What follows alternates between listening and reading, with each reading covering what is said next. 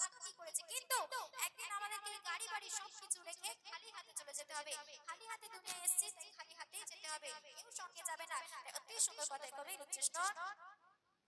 দুনিয়ার মোহে পড়ে মেহনত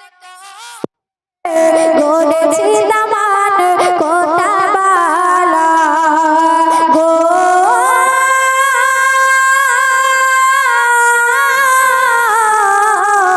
দুনিয়ার মোহে পড়ে মেহনত করে গড়েছি দামান কোটা বালা,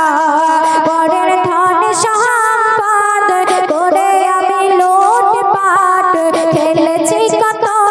হিংসায় খেলা, সে সম্পদ যাবে না সাথে যাব আমি খালি হাতে, সে সম্পদ যাবে না সাথে যাব আমি খালি হাতে, যাবে সেটাই শুধু নেক আমল রে আধার কবরে ফারিস্তা আসবে যখন কি জবাব দেবে গো তখন, ভাবো মুমিন এই দুনিয়ায় রে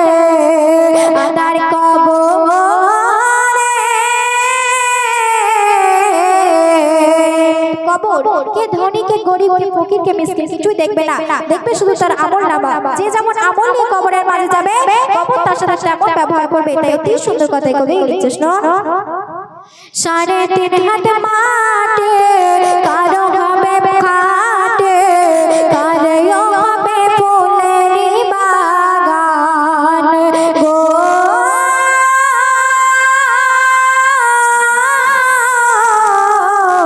3.5 হাত মাটি কারো হবে খাটে, কারো হবে ফুলেরই বাগান, এখানে বড় নির্জন কারো হবে আপন, কারো হবে গো জাহান্নাম, পাবে কেউ জান্নাতি বাতাস, পাবে কেউ আগুনের প্রকাশ, পাবে কেউ জান্নাতি বাতাস, পাবে কেউ আগুনের প্রকাশ, আমল যেমন ফল তেমন হবে রে আধার কবরে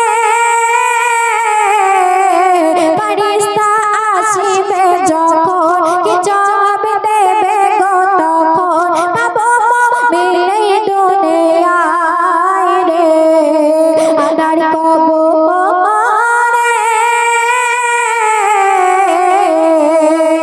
তো আমরা অনেকে মনে করি আমাদের গায়ে তাজা রক্ত, আমাদের বয়স হয়তো এখন আমরা অনেক দিন বাঁচবো, কিন্তু আমাদের সামনে যখন আজরাইল চলে আসবে আমরা কিছুই করতে পারবো না, আজরাইলের হাত থেকে আমরা কেউ রেহাই পাবো না। তাই অতি সুন্দর কথা শেষ ছন্দে কবি লিখছিস না, গায়ে তাজা রক্ত রোগ হতে সরে মুক্ত, বাঁচবো ভাবে তে অনেক দিন গো,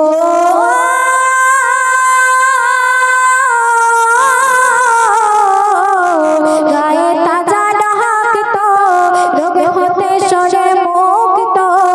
বাঁচবো ভাবে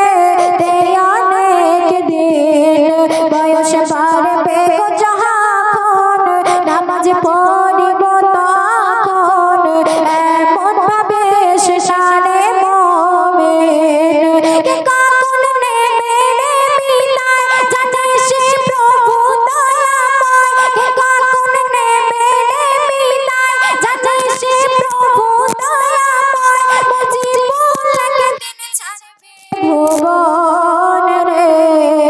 আধার কবরে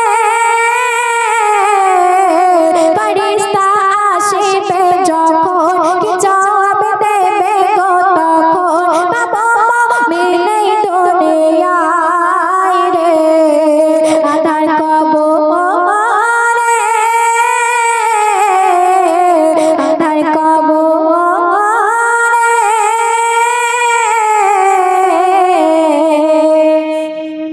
শুনলেন তো আপনাদের সম্মুখে শেষ কালাম ছোট্ট করে পরিবেশন করছি।